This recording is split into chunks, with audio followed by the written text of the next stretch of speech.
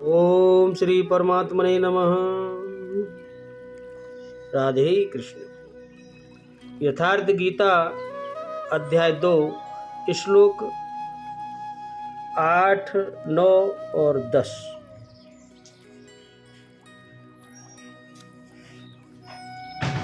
नहि प्रपश्यामि मम अपनुदात यत शोकम् उच्छोषणम् इंद्रियाणाम् अपाप्य भूमो वशपत्नम् विशिदं राज्यं सुराणाम् अपि च आधिपत्यम्।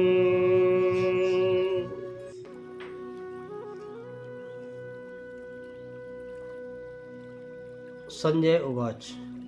एवमुक्त्वा ऋषिकेशं गुणाकेशं परन्तप न योत्स्य इति गोविन्द भुक्त्वा तूष्णी बभूवः। तमुवाच ऋषिकेशः प्रहसन्विव भारत श्रेणियोरुभयोर्मध्ये विषीदन्तमिदं वच।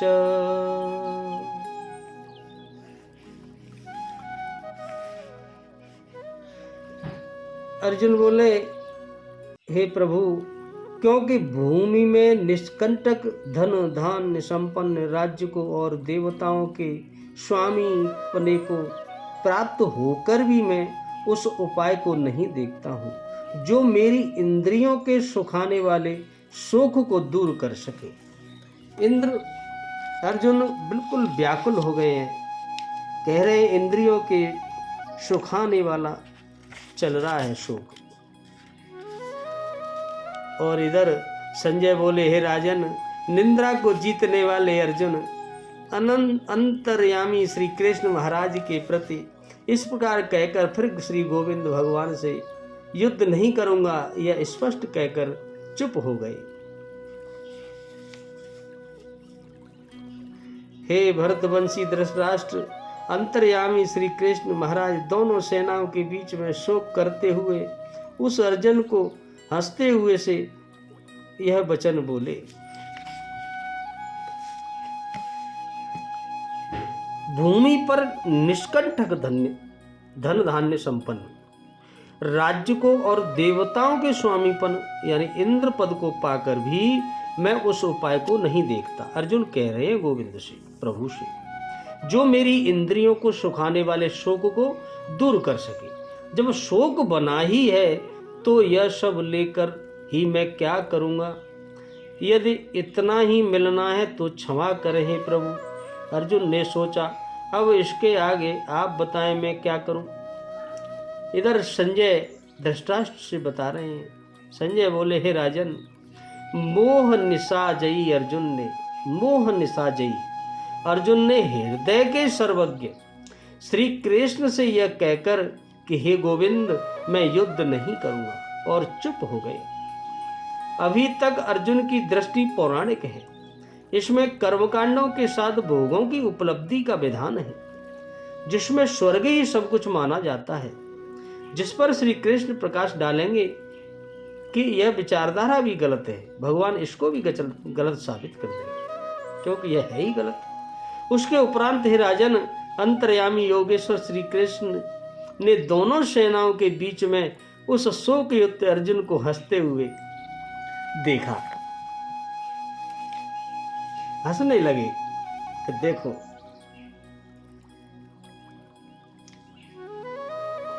अर्जुन ने भगवान से शिक्षा देने के लिए प्रार्थना की है।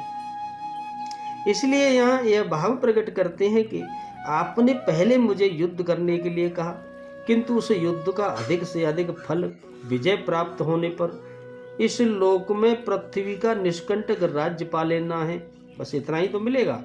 और विचार करने पर यह बात मालूम होती है कि इस पृथ्वी के राज्य की तो बात ही क्या, यदि मुझे देवताओं का आधिपत्य पूरा राज्य मिल जाए, वह भी मेरे इस इंद्रियों को सुखा देने वाले शोक को दूर करने में समर्थ नहीं है प्रभु।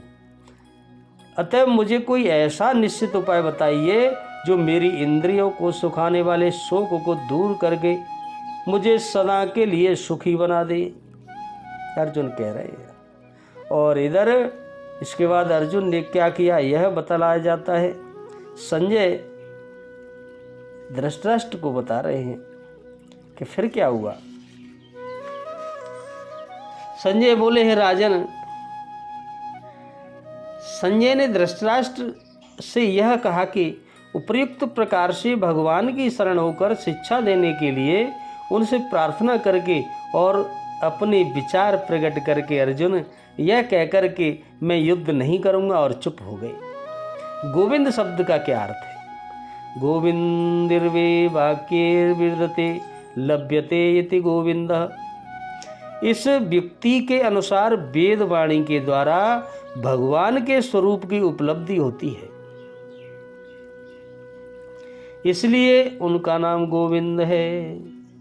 गीता में कहा है, वेदैश्च सर्वैरहमेव वेदः, संपूर्ण वेदों के द्वारा जानने योग्य मैं ही हूँ। इस प्रकार अर्जुन के चुप हो जाने पर भगवान श्री कृष्ण ने क्या किया? उपयो सैन्यो मध्ये विसीदंतम। विशेषण तम पद के प्रयोग का भाव क्या है?